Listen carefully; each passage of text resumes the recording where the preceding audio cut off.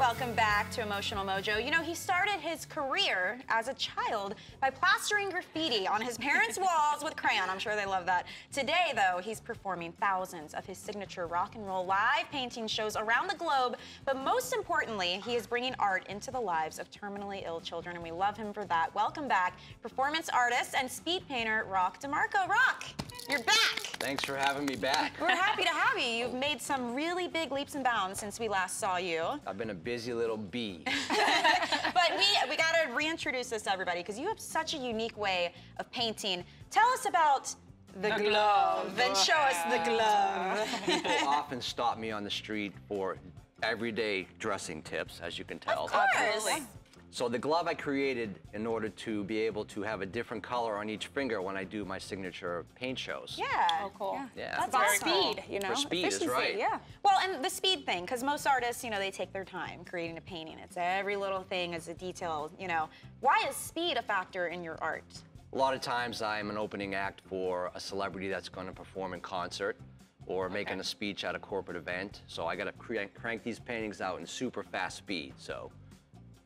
But it's cool because it's engaging. I think that's part of the cool, fun. yeah. And you do it all like to music and you're moving. We And get I mean, rock and roll music. Sometimes I sing. I have a laser guitarist, Jesse Mayhem, with me. We make it a fun experience for the audience. Singing too? Oh yeah. oh my God. You have the whole package. Not just in the shower anymore, baby. Oh my yeah. gosh, that's so You know. funny. Creative forces are just flying out of everywhere. And you did bring a painting with you, and I know we'll take a look at that one. Tell us a little bit about that painting and what it represents. You know, my saying is you create your own reality. So this particular painting, here it is dark and gloomy out, but this guy chooses to have a happy face on. It's your day. You own your own day. Right. You know what we like to call that here? Yeah. Reframing. That's what we call Jada's that. big word is taking your situation and reframing it for yourself, For your yourself. circumstances. It gives you a completely different perspective of life. It changes your perception, and you're able to actually step into your success and who you are without the negativity. That's what I say, because like this morning, you guys maybe could have robbed a bank, but instead you wanted to come here and host a show and be positive. Doesn't mean we don't want to rob a bank. For all I know, maybe you did Now both. we know what we're doing after lunch. Well, here's some of the really cool inspiration where this comes into play too, because in 2012 you took a very different direction with your work. Tell us about the Rock Demarco Foundation.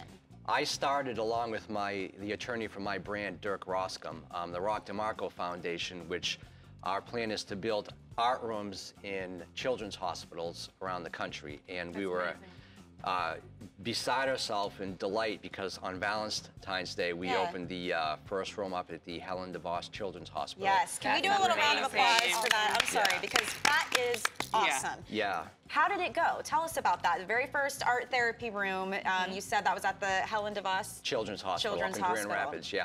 Well, you know, going into it, we knew that it was going to be a big hit with the kids because as a child, you know, all kids have art in them. They want to be creative.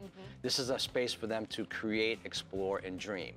And but once we went there and cut the ribbon and did all the media and stuff like that, I actually painted with the kids. And they probably loved it. How did they react to you? Actually, some of the kids did drawings and paintings of my glove as gifts to me. And when the coolest one was, and you guys might have a photo of that was submitted, was a glove with the watch, and it says "Time to Paint." How awesome is that? Yeah, it was great. I mean, the kids were, I mean, they're in there sometimes for days, weeks, months. So here's a space. It's treatment. It's treatment, and these guys are heroes. I mean, they're going through all kinds of, it's hard to describe unless you're really there, you know. But now they have a space, this art therapy room, where they can go in and just be creative, take their minds off what they're going through, and it's...